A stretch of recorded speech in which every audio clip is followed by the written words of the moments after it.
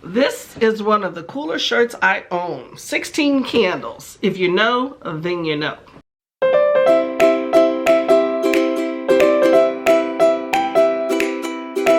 Hi, all my book baes. How are you doing? Welcome to the end of November. I hope that your month went well, reading and everything otherwise. I'm settling into the cold weather. You know, I don't like it. We actually had a day of snow, came out of nowhere in my opinion. Luckily, I did not have to shovel because I would not have been happy. Anyway, this has been a great month for me. Not so much in a lot of reading, but I got to go home, visit my family in Texas. I had a good time with that. Check out a video I posted where I kind of queried my family a little bit about BookTube.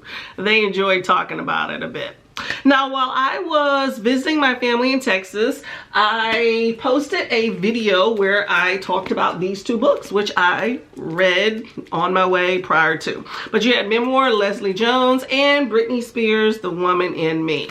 I will link that below. Two good memoirs worth checking out. Unique ladies with their own perspectives. I enjoyed that. Now, also at the beginning of November, you know, we had the whole local elections and all that stuff, which is definitely important. That coincides with me reading this 3-book series by Congressman John Lewis called March, the graphic novels. Great time, definitely worth checking that out. And I have a little small video if you want to check out about that, link it below as well. Another book that I read this month is Black Panther Party. This is a graphic novel of any and everything to do with the Black Panther Party. And it was pretty interesting. A lot of info dump, but definitely still interesting. I have a recommendations for some graphic novels that's part of that as well, if you want to take a look at that video too. What else did I read during the month?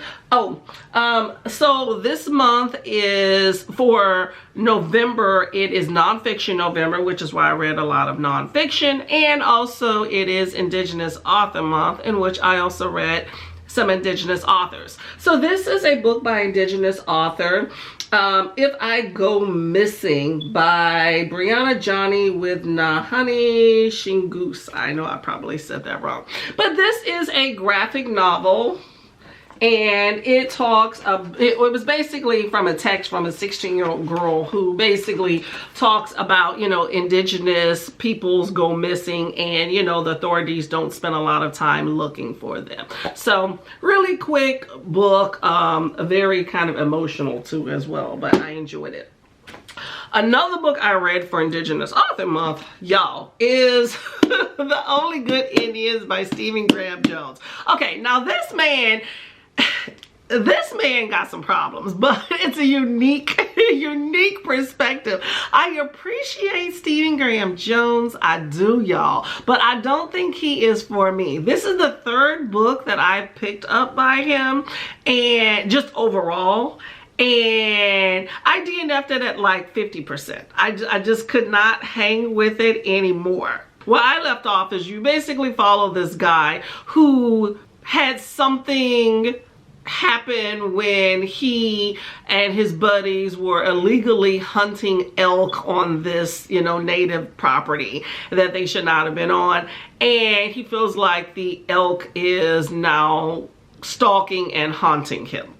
And it just goes off the rails, and I could not stick with it. It was not interesting enough for me in the unique craziness that is part of this book. But it is a horror book, and there is a level of horror to it, just was not my cup of tea. I was confused, but it was still suspenseful in all the ridiculousness. And I just kept tuning out of it. So I'm not going to be picking up Stephen Graham Jones. I'm just going to say, I've tried it. I'm just not going to do it anymore. I also read, excuse me, White Horse. Now, White Horse, I really did enjoy.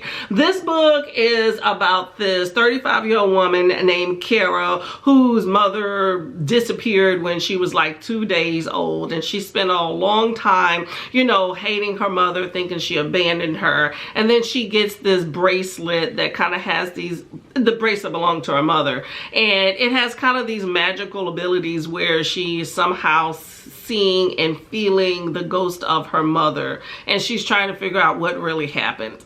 But it's really interesting in that you're getting to see Native American culture and a lot of the folklore surrounding some natives, and I thought that was really interesting. And here you get to see how family secrets lead to trauma, and that can be a lifelong thing. And you also get wind of like insecure men and how they want to control women because, you know, they're not in control of themselves.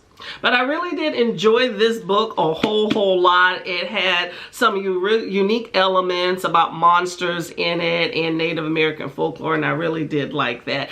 And it also had a lot of references to the book and the movie Shining, so I thought that incorporation was really fun. So a really good book, worth checking out, okay? Your ancestors definitely get you through life.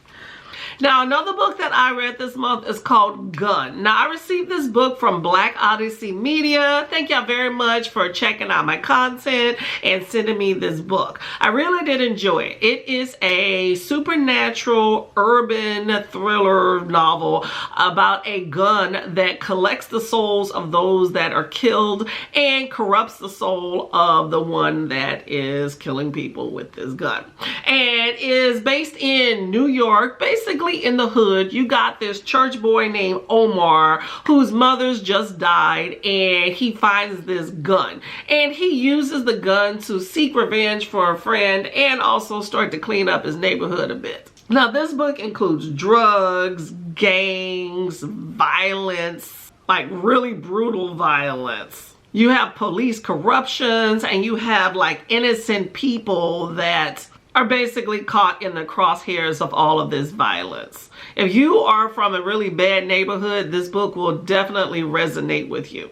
There's also a lot of talk about religion as well. Now, this book had a lot of perspectives. You're kind of in and out of the heads of many different people. I can't say that I specifically liked that. I would have liked it more to center on particular characters, but I do appreciate the different perspectives. You get a well-rounded view, all of the different aspects of people that are affected by that situation.